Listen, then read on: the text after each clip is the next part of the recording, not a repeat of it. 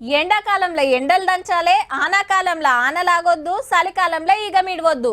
కానీ ఇప్పుడు ఎట్లా నడుస్తుందిల్లా? అయితే సురుకులే లేదంటే శినుకులే అన్నట్టున్నది వాతావరణం. ఈ ఎండాకాలంలో మాత్రం 3 కాలాలను కలిపి చూస్తున్నాం పోన్రి.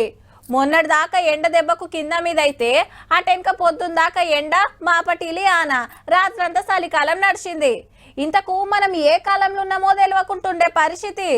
ఇక రేపు ఎట్లుంటదంటే జరంత సల్లవడే ముచ్చటేనుల్లో ఆనమబ్బులు మోసుకొచ్చే నైరుతి రుతుపవనాలు అండమాన్ నికోబార్కి వచ్చినాయట. ఇంకో 2 వారాల కేరళను దాటి అటెన్క 2 వారాలకు తెలంగాణకు వచ్చుడేనట. బరాబర్ ఇంకో నెల అయితే ఆనలు అందుకుంటాయన్నట్టే.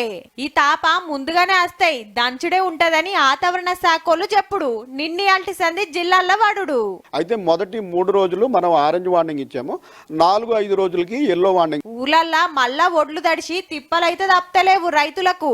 మొన్నటిదాకా అటు ఎండ సురుకులు ఇటు ఆన శినుకులు అరుచుకుంటే ఈ 2 రోజుల సంధి చల్లబడుకుంటేనే వస్తుంది వాతావరణం. కాలం మంచిగానే అయితే రైతులకు తిప్పలు తప్పుతాయో మరి. 6 ఏండ్ల తర్వాత జరంత ముందుగానే ఆనలొచ్చుడు ఇదే తొలతనట. చెప్పినట్టే ఆనలు అందుకుంటే వ్యవసాయానికి సరిపోను నీళ్లు. అప్పటి ముచ్చట అప్పుడు చూడొచ్చు గాని కాంటాలు ఇంకింత రువ్వడి వెంచి ఒడ్లు మక్కలు తడవకుండా చూడురి సార్లు.